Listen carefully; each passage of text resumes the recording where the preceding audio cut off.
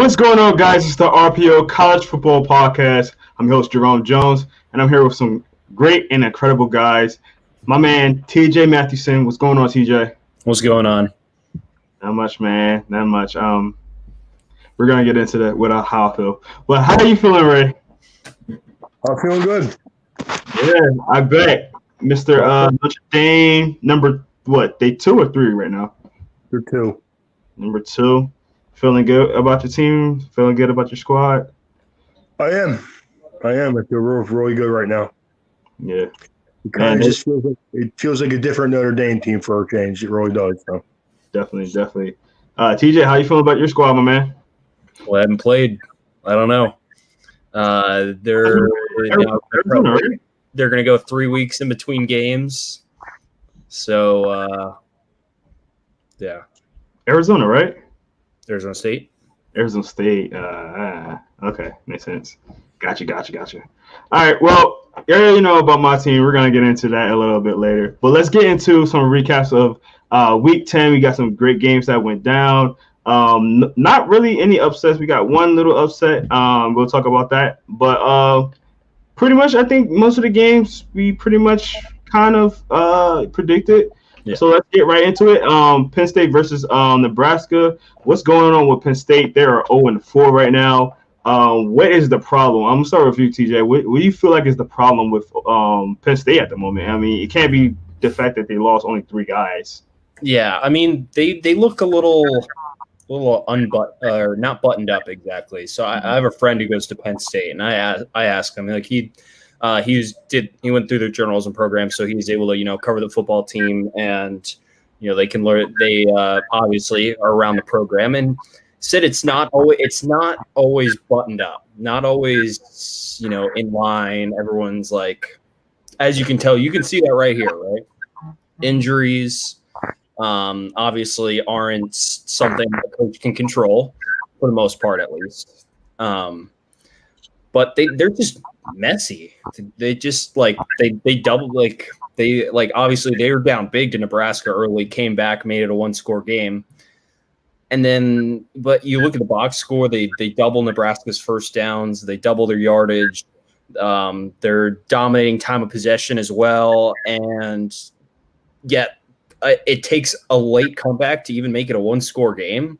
It also doesn't help that you don't know what to do with your quarterbacks. They had to bench Sean Clifford because he turned it over twice more in the first half. They went to Will Levis. He was a little bit better. They at least found a little bit of consistency on offense. And, of course, when you lose most of your running backs for the year, it requires your quarterbacks to play better, and their quarterbacks haven't played better. The defense has not been the same. And that's the results you're going to get in your second 0-4 start in program history. Now, if you get a preseason top 10 ranking, 0-4 could usually be completely out of the question, but they've managed to do it, and they have blown a couple of games big. This was one of them. Definitely. Ray, what's your feeling on Penn State this year? I kind of feel the same sentiments as TJ. I think their defense is not playing very well right now. Their quarterback play is atrocious. Sean Clifford couldn't. It's not even that he doesn't throw accurately, which he doesn't. He doesn't see wide open guys. He's just not very good. And losing Journey Brown obviously did not help them at all. So they're just not a good team. Mm-hmm. And I would want to give more credit to Nebraska. They were very opportunistic, getting the turnovers and converting field position. But they had barely over 300 yards of offense. They didn't have the ball that much. Like I said, they were dominated in time of possession. They got half as many first downs as Penn State. They didn't really outplay them at all. They were opportunistic.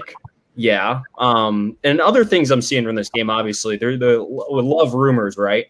And we'll probably talk about USC later on.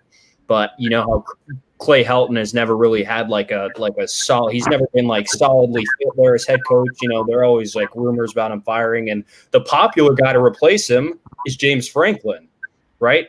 To leave Penn State and go to USC, which I honestly, looking how Penn State looks right now, I feel like that's very on brand for what USC would have as their head coach. Is just not not very disciplined. I mean, Franklin's a really good coach, but he definitely has his flaws, and we're seeing him. As far as around this area, he is about as up and down as it gets. One year he's getting fired. The next year you can't let him go. The next year he's getting fired. Then you can't let him go. I think James Franklin is a good, solid football coach. I don't think he's extra so special that anybody should try to just be trying to take him away from Penn State because he's not that. Well, yeah, USC wants anything to get better, but yeah, definitely. Well, from one disappointing team in the Penn State Nittany Lions to two other disappointing teams this year, we got the Vanderbilt Commodores versus the Kentucky Wildcats. It was a good game. It came down to a 3-point win by Kentucky. Ray, how do you feel about that game? Being that those two teams are at this point this year, Vandy are 0-6 at this point. I think that they're just not. Vanderbilt is not a good team. Kentucky has been like a little inconsistent most of the year, but they had a good game last week and they scored enough points to win. I mean, I think Terry Wilson is a good, solid quarterback, but he didn't put up great numbers. He just put up efficient numbers. Mm-hmm. Chris Rodriguez, their running back, had a great game. Averaged like 11 yards a carry, 2 touchdowns, 149 on 13 carries. So that right there in itself. Yeah. Vanderbilt's defense, there isn't very much defense being played right there. So, yeah, I didn't see Vanderbilt playing this bad this year. I thought there was going to be a decent team. They are looking very bad. TJ? Yeah, I mean, I don't know. This game didn't really move the needle. I was kind of shocked how close it was. Vanderbilt made it pretty close at the end, but Kentucky should be beating Vanderbilt, and they did, though probably by a little bit more than 3 points. Do you give this a little bit more to Kentucky not playing that well and their inconsistency, or do you pit it to Vanderbilt is playing a little bit better at least now? Where would you pit this game? I didn't watch the game. I don't know. Right? Yeah, I only watched the second half of this game, like with my work.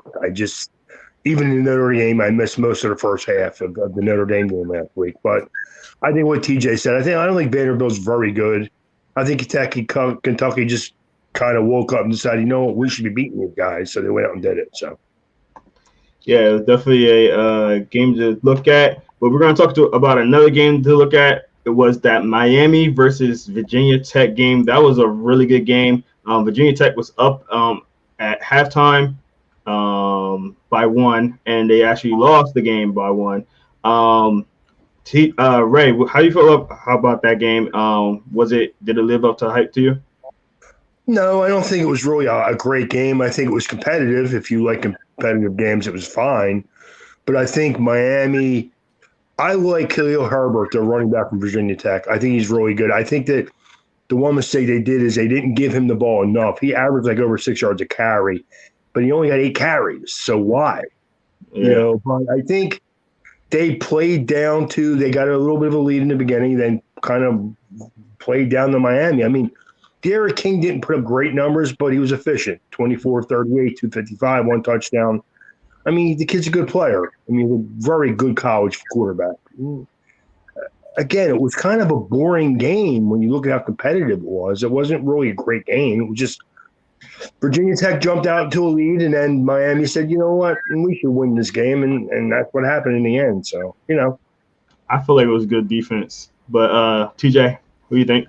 I feel like Miami's one of like the weakest top 10 teams I've seen, at least this year, right? Like they're ranked in the top 10, and yet they're an underdog on the road against an unranked team. That like it should tell you all you need to know. And obviously they only won by a point. This is essentially it's like a middling roster being held up by Derek King because they finally have good quarterback play. Mm-hmm. Otherwise they like. They're winning close games, obviously, except when they played Clemson and they got obliterated. Like they're winning close games, like they're not really like blowing anyone out too often. Virginia Tech's like really solid. You mentioned Herbert didn't get too many carries. They really love running with their quarterback Hendon Hooker, who led the team in rushing as well as passing that game. So they like using him. He's pretty hard to stop. Miami was able to, I believe, put up 6 points in the fourth quarter and hold Virginia Tech scoreless to come back and win that game. So again, like Miami skirting by and getting a close win, the good quarterback play, and it's enough to keep them in the top 10, even if I don't think they're a top 10 team. And the fact that if everything plays out the way it has, even if they finish the season with just one loss, they're not going to get a chance to play in the ACC title game because it'll probably be Notre Dame and Clemson, barring slip up. So again, like I can't get over the fact that Miami's still in the top 10 because they keep winning games. That's the only way they make it in there, because I really don't think they're a top 10 team. I think what Jerome said is kind of true. I think that both teams have solid defenses. I think Miami's defense is pretty good. I think that's why. I mean, you mentioned Hendon Hooker led the team in rushing, but he only averaged 2.8 yards a carry, so he didn't do nothing great on the ground. He just was he made a couple of plays and he scored. He scored a touchdown. He threw a touchdown pass, but he didn't do anything else. I'm sorry, he didn't even throw one touchdown. He threw an interception. He didn't have a touchdown pass.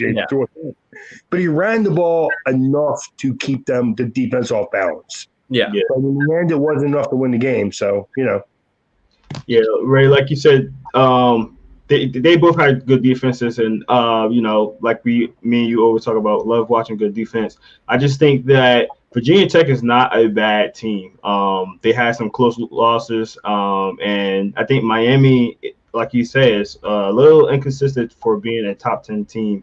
So I thought that was a really intriguing game. I actually had Virginia Tech upset, and so that one point loss kind of hurt me a little bit. But I was looking good for like most of the game, and then at the end they just couldn't get that 1 point. But it was definitely a fun game to look at. So let's get to another fun game to look at. It was USC versus Arizona. TJ, what do you think about that game? Because 2 games in a row, USC had to come back from behind. They get the win, but they're keeping it very close. I want to know how you feel about this. Yeah, it's just so USC's ranked. They're 2-0, which obviously to start the season, it's great. USC standards are a little bit higher than that. Also, that's also true. They just don't look that good. Yeah, they don't. They when they play Arizona. So Arizona, the last few years under Kevin Sumlin, I thought Arizona made a great hire when they hired Kevin Sumlin, and they have been quite the opposite. They've been terrible. Like, they haven't been able to recruit. They haven't really. They finally got a quarterback, Grant Cannell. Like, they had Khalil Tate. He lit it up for a while. Teams adjusted, and then you saw his senior year. He faded quite a bit. So they got Cannell, a historic passer out of the state of Texas, and he looked really solid against USC. But otherwise, just the talent on the Arizona roster it's just so low. It's like Oregon State level, like Washington State level recruiting. Like, so to put, for example, like ASU is probably about who is an hour and a half north up the road in Phoenix, has I would say about the 4th or 5th best roster talent in the Pac-12 behind Oregon, Washington, USC, and then Stanford, for example, right? So right in the middle. And you would think Arizona should be in that range too. No, they've been like very, very bottom. So this shouldn't be a team that USC is struggling with as much. As you could tell, they were favored by, I believe, 2 touchdowns in this game. Mm-hmm. And they needed a touchdown with 25 seconds left to come through. 25 seconds. And it's like, how does that happen? Well, Keaton Slovis doesn't really look right. I mean, I don't know how much of that game you guys watched, but Slovis just he doesn't look at the ball, doesn't look as firm as when he was throwing it last year. I don't know, maybe he's hurt or something. There's not a lot of velocity on there. He's late on a lot of throws. The offense doesn't seem in rhythm. Again, USC struggles with penalties. Like, this is stuff that like I know there's a lack of an off season, but like you should be like coaching up no penalties, no penalties. If you try hard enough, you can get penalties out of your system. Like it's been always been a problem under Clay Helton that they've struggled with injuries. They have elite wide receiver talent. They have a pretty good offensive line. Their offensive line's been really good this year. And frankly, it just like I wonder how this team can be just so underwhelming. And a lot of people, a lot of USC fans have called for the firing of Clay Helton. And the school has been under lawsuits. They've been under different lawsuits. They needed to hire a new president 2 years ago, which was why they're like excuse for not firing Clay Helton. Mm-hmm. And now, obviously, COVID year. So the school is losing tens of millions of dollars in the athletic department from lost, TV revenue and fan revenue as well. So it makes it even harder. It's like, okay, well, we have to stick with Clay Helton. Like Clay Helton's like a decent coach, but all those rumors about him getting fired last year is like, I don't know if you guys saw the Pac-12 recruiting rankings last year. I mean, I obviously paid a lot closer attention than probably either of you did, but USC was last in recruiting in the Pac-12 last year. Last. Southern California, last, which is just inexcusable. They're Oregon State and Washington State. How is that possible?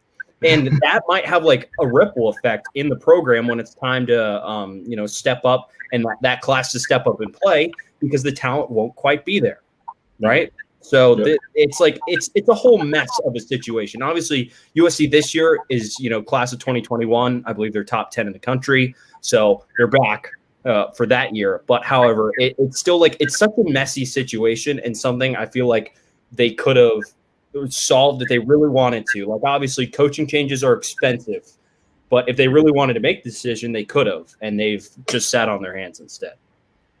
Anyway, that's my rant. Sorry, TJ. Ray, let's get you a little rant in. What's going on? What do you feel about this game? I don't think USC's defense is great. I think it's okay. They have certain players in certain positions, but it's not great. I think what TJ said about the coaches' insecurity is about am I going? I think that has hurt them recruiting-wise. I do. I think that's been part of the problem. I think Slovis is good. I think he's very good. I think their offensive line has some talent, but they don't play cohesively. There's penalties, like TJ said, there's penalties all over the place. And again, the recruiting is not where it should be. Every week I hear this guy's leaving, or they don't want to go to USC this year. Notre Dame just picked up one or two recruits of guys that were thinking about going to USC. And one was a Miami kid or a Florida kid, and one was a kid from out west, and they both are going to Notre Dame now. I mean, you can't be on the big stage and lose big games. It's just that simple, And the thing I always point back to this, right? Obviously, who were the top two quarterbacks in the class last year, and where did they go? Do you guys remember? No. So Uiagalelei at Clemson was one, and Bryce Young at Alabama was second, right? Top two quarterbacks in the class. They both played, I believe, about 20 miles from the Coliseum. Yep. That should be a slam dunk that you get one of those guys. You're USC. The fact that they left the West Coast, they have not been the same since Darnold saved Clay Helton. Darnold's the reason Clay Helton has been employed so long. Because without Darnold, like as soon as Darnold left, that's when they fell apart. Yeah. And even when Darnold was there, they were obviously good enough to win the Pac-12 and beat up on probably some of the least talented teams in the country. But then that last bowl game they played in against Ohio State, they got obliterated because they were just not on the same talent level as Ohio State was, even though those two programs are on the same stature. And it has continued to happen. And it should be frustrating for USC fans and frustrating for the school as well, because I don't know what they're going to do about it, because like I said, it's expensive to change coaches. It's not only that. If you change coaches, that's not going to help you recruit. It's not. Yeah. You're going to lose players again. Yeah. So that's part of the problem. It's like a never-ending revolving door of Is the coach staying? Is he not staying? Should I go there? And honestly, Tua was the first one. Tua was recruited heavy by USC and decided to go to Alabama at the last minute. Mm-hmm. I mean, imagine the change in college football if that wasn't a thing. If he went to USC instead, like, yeah. And again, he could have saved Clay Helton's career, but no. Right, you can't lose bowl games every year and expect guys to want to go there because ultimately these kids are these ultra talented quarterbacks are competitors and they want to win. Mm-hmm. Can you win going to USC right now? Maybe not. Yeah. And like another example, like I talked about the Ohio State game with Darnold and how their full roster was just kind of exposed of not being on that elite level. You even just go back to last year. They played in the Holiday Bowl against Iowa and got pummeled. Like, and this is not helping him at all either. Sam Darnold, I still think Sam Darnold is a good player. But right now he looks like he's not. And then you hear, well, Pac-12 doesn't have good quarterbacks anyway. So why do you want to go there? Yeah, well, I guess it depends. I actually think the Pac-12 does have some decent quarterbacks, but name three. Not as good as let's say the SEC right now. But then yeah. So so if you're a good quarterback, do you want to go to Clemson, Alabama, or USC? It's pretty self-explanatory. Yeah, it's pretty easy decision. Yeah, I know. But that's just a number of problems that like the Pac-12 itself has just had for the last decade, and why it's why it is probably I would say it's the fifth. The Big 12 isn't that much farther ahead, but I would say it's probably the fifth of the 5 athletic conferences. All right, Ro. We're gonna move along because one. Find that coach that fits what they want USC to be, and just leave them alone. Yeah, absolutely. And like, it's hard. Also, a little hard. One last point about USC, like in the Pac-12, it's hard to keep these coaches here, especially when the biggest reason why the Pac-12 is where it is right now, or one of them. Obviously, they don't make as much money as the other conferences, and why that is because the conference wants to own its own network and run it independently, and not have ESPN or Fox pick it up and get more cable subscription. Mm-hmm. So that's why they make probably half as much money as the Big 12 and the SEC. And while their good coaches get poached from there to the NFL or to other conferences. I agree with that. That's a good point. That's definitely a good point. Juan says might be why Kingsbury exactly as an assistant get there. Like he was probably making $1 million as an assistant, and the Cardinals are like, oh wait, here's like 7. You have it. Definitely, or even like the SEC, you could do that. I mean, I think Venables at Clemson makes more money than any Pac-12 head coach. If I believe so. There's.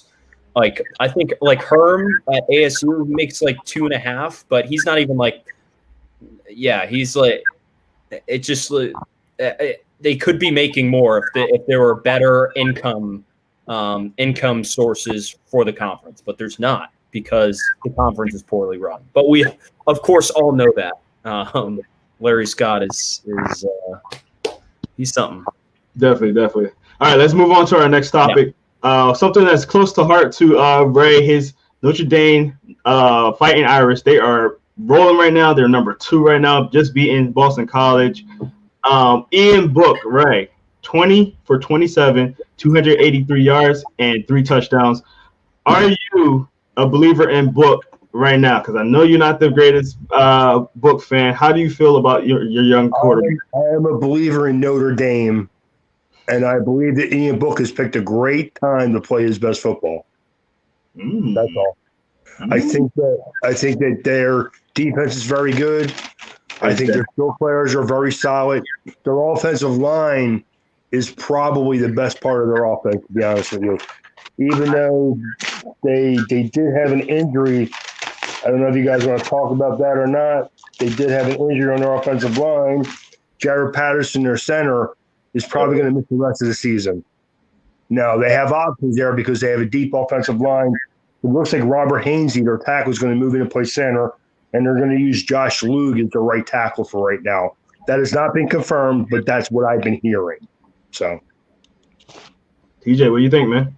Yeah, Ray, I know you were worried when we talked last week. You said, oh, this would be perfect for Dracovic to just completely outplay Ian Book in this game and rub it in the face of the Irish. Well, yeah, it was the complete opposite. Yeah, you said it. He's playing his best football. I mean, that and the wide receiver, his name is a tricky one to pronounce. Skronek? Skronek? Ben Skronek. Yes. Yeah, he's catching everything Book is throwing him, like jump ball, you name it. He's catching everything, and Juan's right. The defense is better than the offense is cooking right now. Like they really are. And I watched them play. I mean, it didn't seem like there was much trouble moving the ball against Boston College, and again, they moved the ball really well against Clemson, no problem. Very balanced. It was a very balanced offense as well. They had. So here is going to be the fun thing. I can't wait to a week from Saturday. They play North Carolina. That is going to be a treat to watch. If you want to see if Notre Dame's offense can actually hang with some of the best, that's going to be the game because North Carolina can score points at will. I'm not concerned about North Carolina's offense, but that is a strong part of their team. The problem is, can they stop anything Notre Dame's doing right now on offense? That's another good question. Yeah, that is good. That might look like the Clemson Notre Dame game, where 40 points on both sides. Yes, definitely. So let's move on to our next game. We're gonna go to the game that I alluded to earlier: SMU versus Tulsa. SMU was ranked. Tulsa beat SMU. TJ, what do you think about that game? Upset game. Well, Shane Buechele was a little, he doesn't have a good game at all. Yeah. He was 18 of 36, 200 yards, just one touchdown. Yeah. So, credit to Tulsa. I always like watching SMU because they're one of the most electric teams in the country, and they were up 21-0 at one point, and they blew it, man. So I shout out to Tulsa, and their quarterback had a good game, 26 of 38, 325, 3 touchdowns. So there were some points and a comeback in this one. It was pretty exciting, but also a little disappointing in SMU. I know how good they are, and to put up 21 points in the first quarter and change, and then score 3 points the rest of the way is just not going to do it. Ray, you are a fan of Rochelle. How you think of what do you think about his performance? Man, he didn't play that well. You think it was just like a bad game, or a little bit of him being a bad game, and a little bit that Tulsa's defense is actually better than people think it is. It really is. There's some players on that defense. They have Tyree Stevenson, who's I think he's a senior this year, playing great football as an interior defensive lineman. The kid's a real stud. He really is. Tulsa has some nice players on defense. That's what you saw in there. And I mean, I like Shane Buechele. I think he's a very good college player. I don't think he's going to be much at the next level, but I think he's a very good college player. And he struggled. I mean, his completion percentage was right at 50%. 200 yards. Ugh.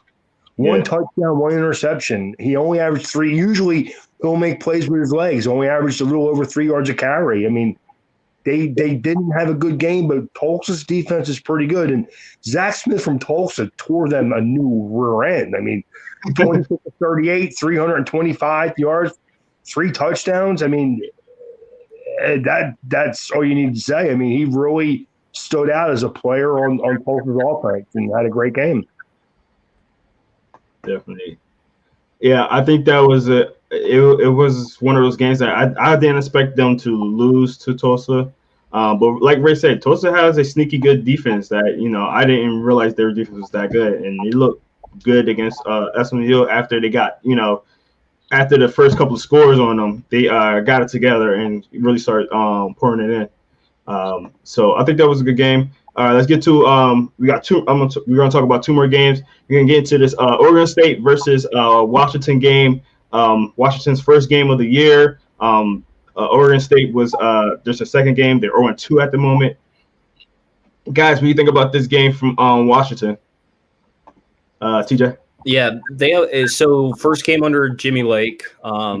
New system because they had Jake Browning, Jake Beeson. They're able to throw the ball a little bit more. Now they're starting redshirt freshman Dylan Morris. Mm-hmm. So the offense in turn was a lot more conservative against Oregon State. You know, that plan works because they would just line up in the I formation, put a fullback in there, and they would just run straight down Oregon State's throat. I didn't realize this, but it was pointed out to me that Oregon State doesn't have a single defensive lineman over 300 pounds that they can, use to clog the lane and play the run. So they were just getting gashed all game. And they could, keep Dylan Morris under wraps for the most part and not have him throw downfield too much. The game plan worked. They were ahead for most of the game. Oregon State had a chance to take a lead in the fourth quarter, and they got hosed on a spot. They got absolutely hosed. I'm going to go in on the Pac-12 here for a second. Not only the refs bad. Do you know how many cameras the broadcast had for this game? I will say 6. That's it. 6. That's all the cameras in the whole stadium. 6 of them. Crazy. So they couldn't get good footage to review a spot that looked clear as day on television that they messed up. That, Jamar Jefferson got a first down. This would have been a first down inside the 10-yard line, down 3 in the fourth quarter. Instead, so he gets it on third down. They give him a bad spot, put it behind the chains again. They have to do it again on fourth down. He converts again, and they put it back on the other side, saying that he didn't get it. I couldn't believe it. On Oregon State side, they're also starting a new quarterback because they lost Jake Luton to the NFL. Last year. So obviously their offense was much more centered around Jamar Jefferson. They had a lot of success running against UW, which I thought was pretty surprising because UW's usually really good on defense. And they got pushed around quite a bit by Oregon State. Main takeaways, Washington is much more talented than Oregon State. I thought they would win this game by a little bit more. Instead, they didn't. And I would imagine they're going to have to open up their offense a little bit when they're playing a team that can match their talent a little bit better across the board, like Oregon and not Oregon State. Right? Yeah, I agree with TJ. I think that, Washington having a new quarterback, they kind of went in there trying to run the ball, and let's face it, they averaged like 8 yards a carry. So they did a pretty good job running the ball. And I just think Washington's a little better than Oregon State right now. And again, a young quarterback for Oregon State. Didn't do a whole lot, 11 of 24, 85 yards. If your quarterback can't do better than that, you're probably not going to win a whole lot of games. So it was a total of 48 passing attempts in the entire game between both teams. Yeah, 48. It was also pouring rain the whole game. Yeah, it was pretty crummy weather here. So they play like 3 miles that way over my shoulder. It was cold. And 8 p.m. 8 p.m. kickoffs, like they want more exposure. They should not be kicking off at 8 p.m. It was dark for a solid nearly 4 hours before they started. Yeah. Anyways. Yeah. So, that was definitely an interesting game. Let's get into our last game. And I know you guys want to talk about it because my team sucks. We're going to go to Washington. We're going to get to Wisconsin versus Michigan. My team sucks. That's all I can say. We're trash. But I will say this, because Juan put this comment in there. I'm going to put it right back up here. He said, Rutgers is coming for your Wolverines, Jerome. My team sucks, but if we lose to Rutgers, I will wear a Rutgers jersey for an entire week. We cannot lose that game. Are you sure? You're willing to do that? I'm willing to do that. I don't think we're that bad. We're bad, but I don't think we're that bad. But Rutgers had a good first game. Don't get me wrong, but I don't think they're that good. You watched Saturday, right? Yeah, I did. All right. Okay, just checking. Wow, this was a I thought Wisconsin would be a little rusty since they also had to take like 3 weeks off. They had a COVID outbreak. And wow, they just spanked Michigan. My goodness. I wrote this note down, and I've seen this float around many times. Does anyone in the country do better like know themselves and do better at what they do than Wisconsin does. I mean, every year it's like, two fullbacks, a running back, like one of the best offensive lines in the country. Always shove it down your throat, win 10 games every year or most years, and play really good defense. And that's exactly what they did against Michigan. They didn't need to be explosive. They were just sound, and they made the right plays all over the field. And, oh, wow. Good luck, Jerome. And Graham Mertz. I'm gonna quarterbacks. Like, Graham Mertz makes plays. Like, he's got some arm talent there. So Wisconsin's got to be frustrated, first of all, that they haven't played all their games, because I want to see more games of this Wisconsin team. So I think they're really good. I don't know if they're top 4 good, but I think they are very, very good. Right. I think Wisconsin's a good team. I think that it just got away from Michigan. I don't think Michigan will lose to Rutgers, and anybody who does think that is just a New Jersey person. That's all. I live in New Jersey, but I don't believe in Rutgers. I mean, exactly. I think Greg Schiano will turn that program around. I do, but I don't think he's going to beat Michigan this year. I think that Michigan is in a steamroll. They're that snowball rolling down the hill right now, just going the other way. They don't know what to do because the coach needs to be let go. At this point, he really does need to find another job somewhere else and just let the program move forward without him.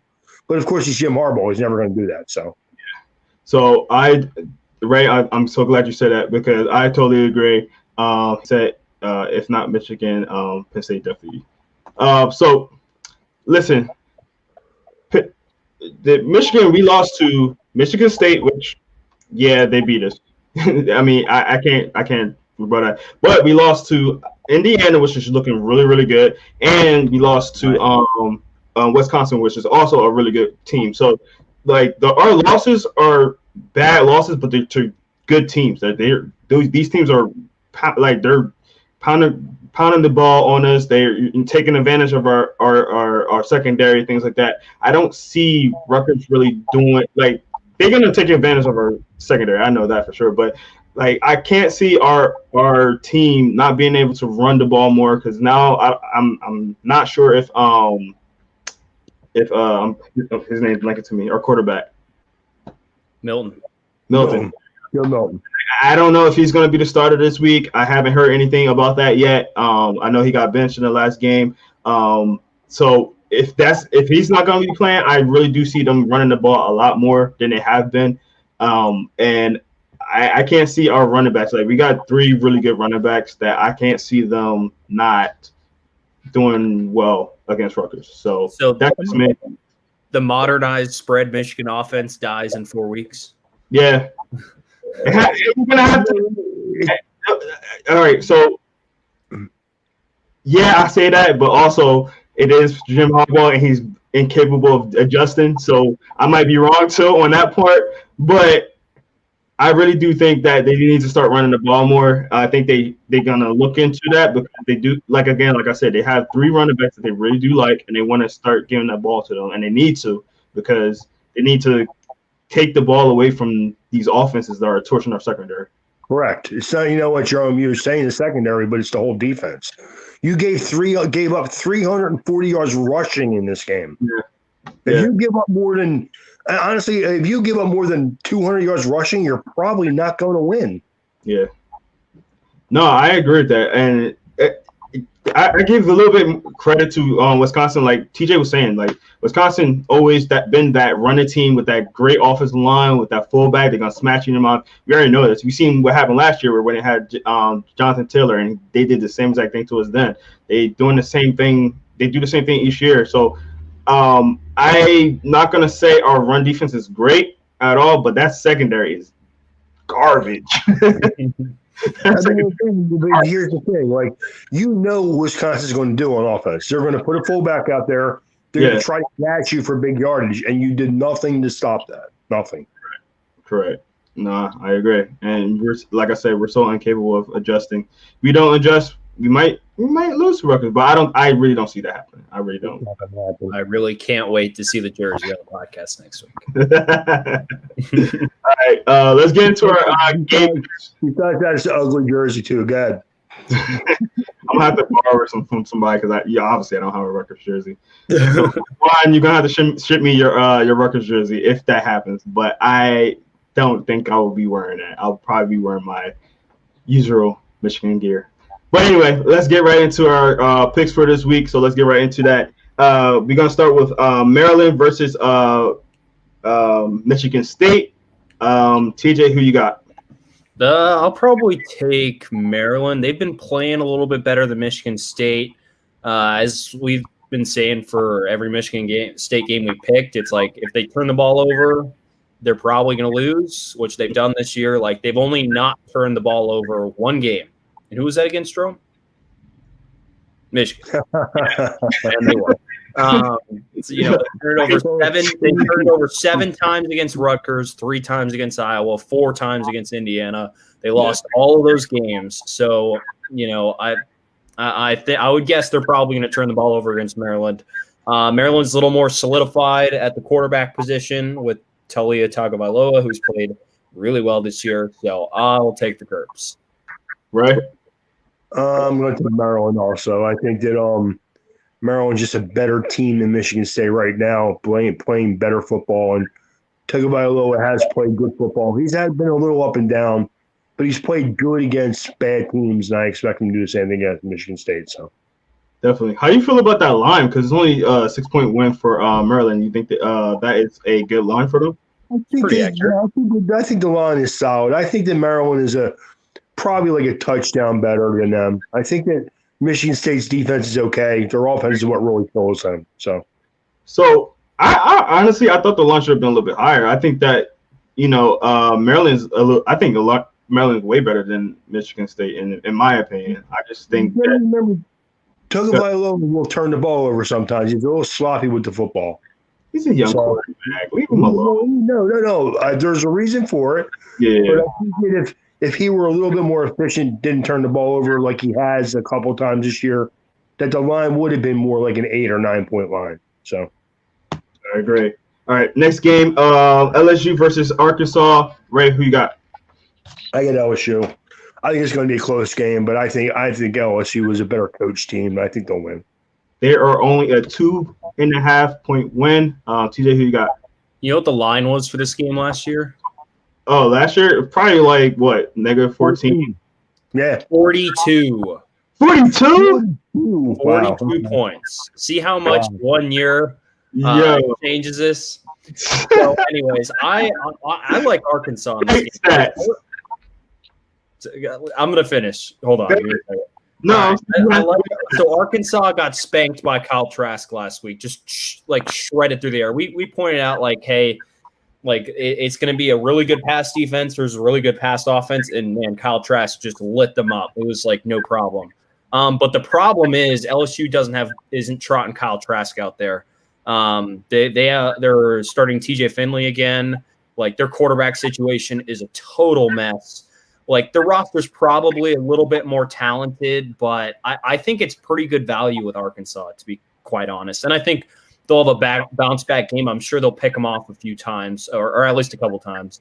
And I think, honestly, Arkansas can get away with a close win. I mean, Felipe Franks played decent last week, and this LSU defense is amongst the worst in the country. So he could definitely have another really good game. And the Arkansas offense could put up some points here. So I like the value. I like the value as a betting pick with Arkansas, and I'll probably lean for them to win as well. I think that last year LSU's defense was nothing special.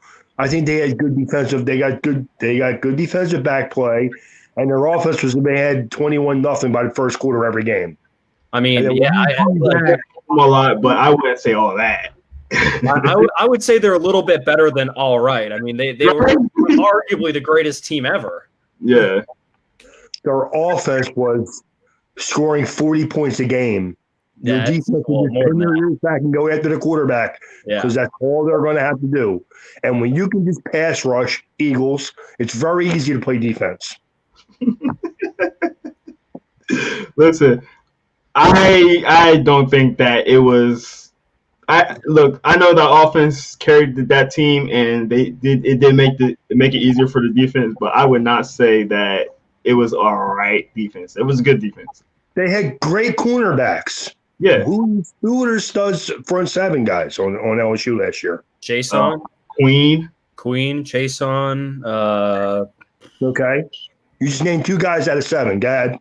Exactly. I mean, they're both starting in the NFL. The best 2 players were Stingley and Fulton in the defense, right?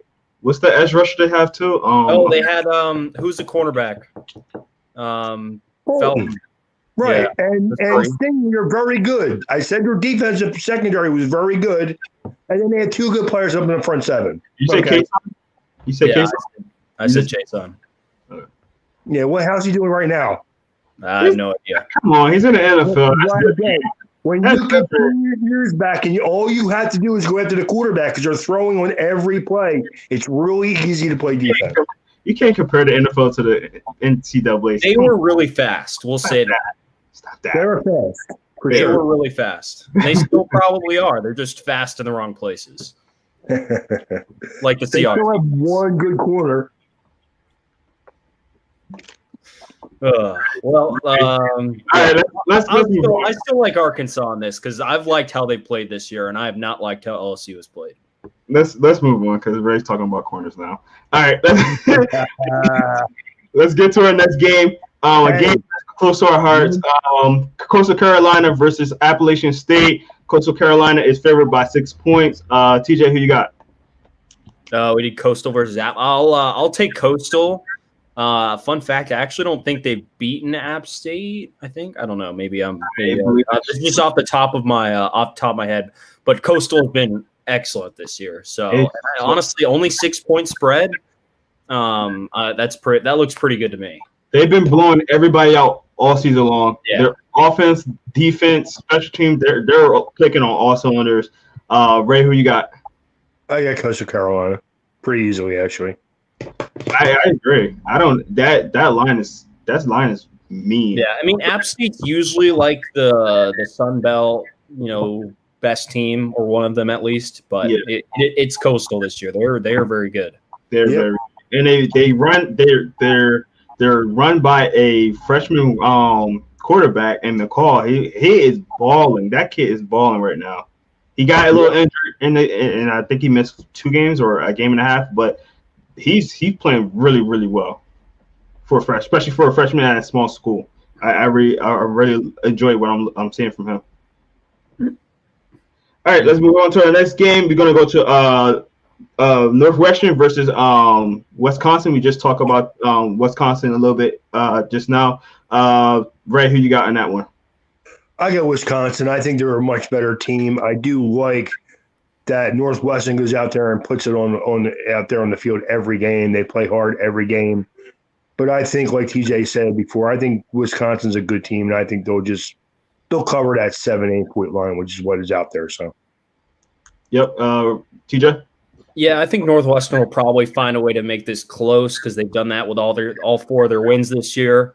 But Wisconsin's significantly better than any team they've played so far, and they will win. Yeah. Definitely. I don't know why I have Miami versus Virginia Tech on here. I deleted that. That was last week.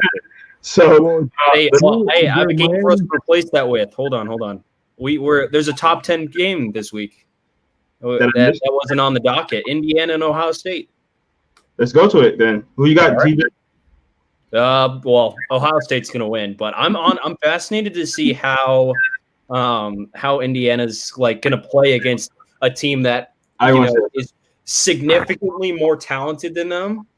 But Indiana has played unreal this year. Like they really have. Like Michael Penix has been spot on. And they've played excellent all around. And they're in the top 10 now. And they're going to be, I think, at the shoe, right? The game's at Ohio State, I believe. Yep. So it's going to be interesting. I probably say Ohio State wins by about 14, but it's fascinating. Right. What do you think about the game?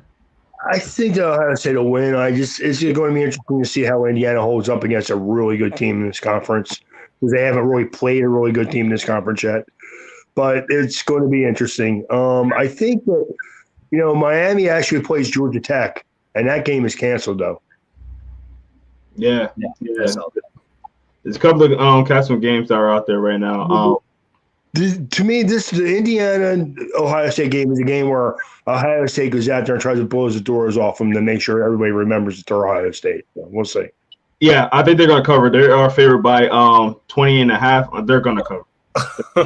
20 and a half. Oh, that's why we didn't pick this. Okay. Yeah. Well, Vegas thinks along the lines of pretty accurate. But honestly, though, think about that just shows you, I think, the parity between the top four and the entire rest of college football, these last couple of years. I mean, it has just not even been close. Yeah. These are two top 10 teams, right?